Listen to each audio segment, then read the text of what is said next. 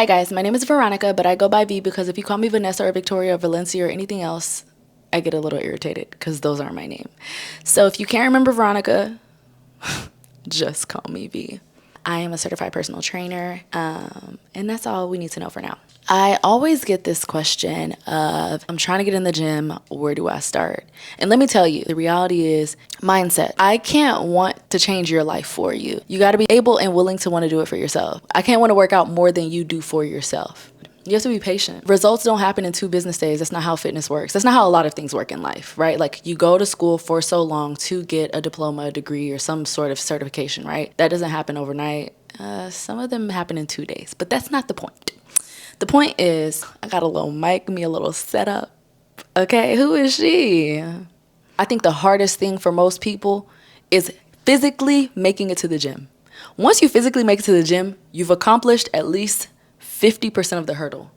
A good chunk of the next 30% is consistency and discipline. Then all of the different sections are very important. Nutrition. Y'all gonna get fed up with me on that one. Like that's a really big chunk, okay? I like to liken the body to a vehicle, right? You get your dream car or a car that you really want, you are going to make sure that you read the manual instructions and labels of everything. You filling it with the right gas, you changing your oil before the oil is even due shot.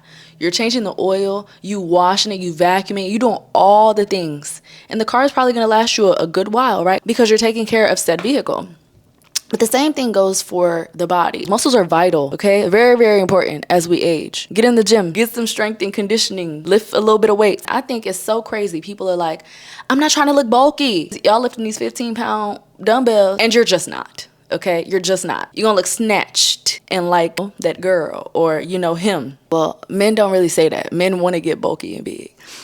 Yes, have a goal. Have a goal that's reasonable, okay? Yes, you want the donkiest BBL allegation peach. You do. I get it, okay? You also want washboard, Etch-a-Sketch abs. I understand. You might want the backiest back, and I mean like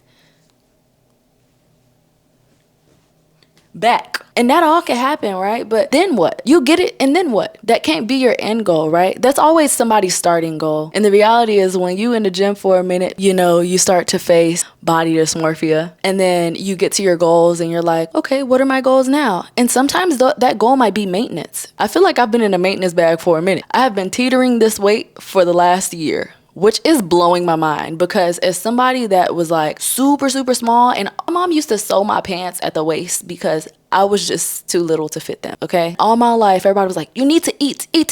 And I'm like, bro, I'm eating, okay? I am just having a hard time catching up to my metabolism, okay? She is running far away from me and I'm trying to keep up to when my metabolism said, actually, sister girl, you got it. I teetered along the 170. I was 170 pounds, y'all. And y'all was lying to me, talking about something, oh, you so thick. I was like, am I? No. I went and did like my physical and like body scans and stuff. And that thing told me I was obese. Okay, that's different. And it was so crazy. Like looking at myself in the mirror, I'm like, I'm finally gaining weight. You know what I'm saying? And the people calling me thick, but my health records tell me that I'm obese. I got to change my life. Can't be obese. And like, it has such a negative connotation. But the reality is we not 10 no more where we could hop on the bus with some hot fries. I would know. I was that kid.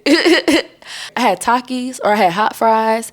I had the spicy Funyuns. Who you telling? I had snacks, okay? Because then people told me to eat. I do think that food now is made differently than how it was before. We're not going to get into that. But we get older, okay? And you got to take care of your body if you want to be here long enough. The reality is health complications are a real thing. I would rather spend the money on a gym membership and buying whole foods and groceries that I can make in my house that, aren't considered fun food because then it stops me from spending money on medical bills for years and medicine and prescription and all of these things. You think about the pharmaceutical and health industry, medical industry, it's really big, okay? And the bigger you keep your back, the larger the industry gets. I don't want to get on that one either. I'm supposed to be telling y'all how to become a gym girly. Granted, I don't think I'm a gym girly. I'm just somebody that's very passionate about health and wellness. I didn't get to experience my dad to be alive for a long time because he had health complications. I never saw my dad work out ever, okay? But I did see a bottle of Crown at his office desk and a bottle of Busch Light in the freezer, okay? And a part of me was so mad for so long because when I discovered how vital it is to take care of ourselves even more, especially when it relates to like health and wellness,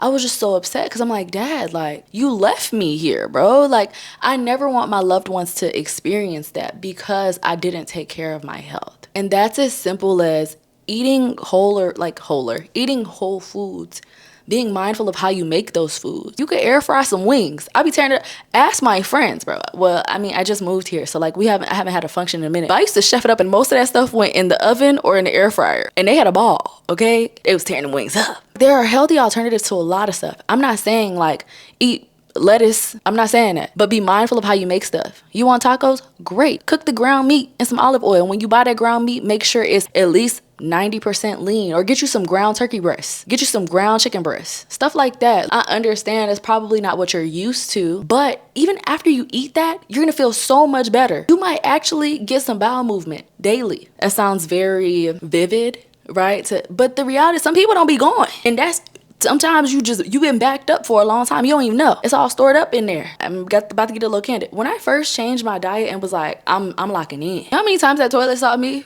was crazy. I am embarrassed to say. But your body will detox itself. It's getting rid of all the waste. You got movement going on. You got whole foods going on. And your body's like, I think I like this. I got to get rid of all the other stuff. Pack and go plex. I don't like it. Mental clarity gets better. You start to realize that person was no good for you. You start to realize they're probably angry with themselves. Plus, please also go to therapy. The gym is not therapy. Also enroll in therapy. It helps. Also pray. All of these things coupled together. Read the Bible. It all helps. And the Bible talks about that. Too much of anything is not good. Too much of the food, too much of the bad food. I'm not going to go down that rabbit hole. Too much of anything is not good for you. Gluttony is in the Bible. Yeah.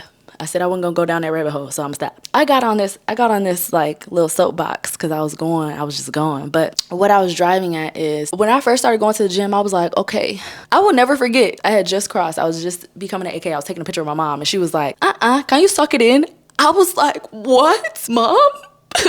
What do you mean? Like, I know she didn't mean it maliciously, right? She said, can you suck it in? I said, ain't nobody ever told me that in my life. If anything, y'all told me to keep eating.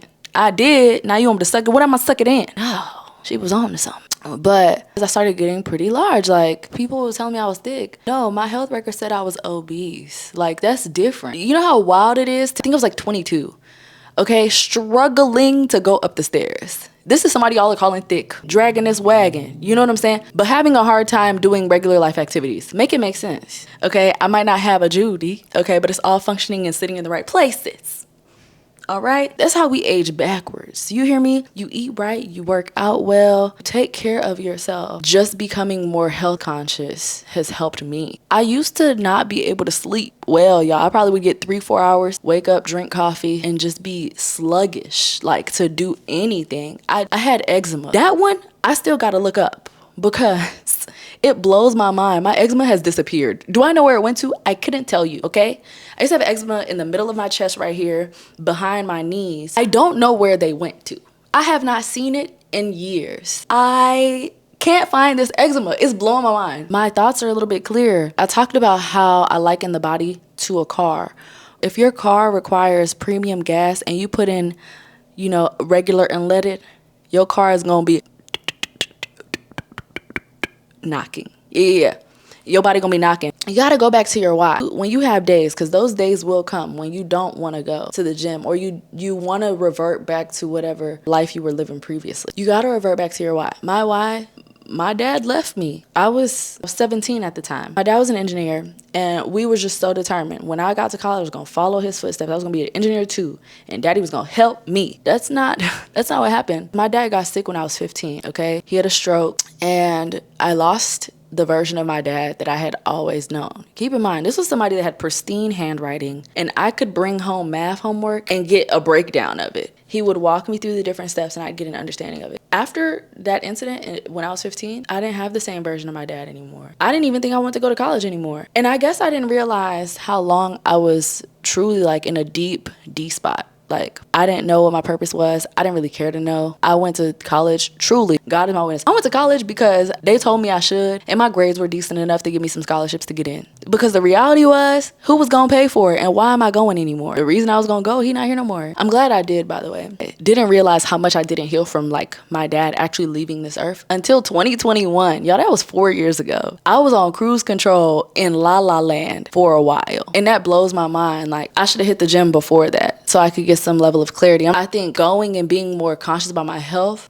opened up the doorways for me. I started to care more just about a lot of things. Like, I went to therapy. The gym is not therapy. You also have to enroll in therapy. It's important. Pray, journal, be vulnerable to people that care about you and love you. Also, be mindful of who you spend time with, because we had this conversation last night at the church. I'm about to read it. I went to church last night and we talked about the 5 do's and don'ts of a relationship. One do was choose your friends wisely. I am so grateful for my friends. I'm not gonna lie. I'm not gonna lie. We have hard conversations. The closest people to me have corrected me, okay?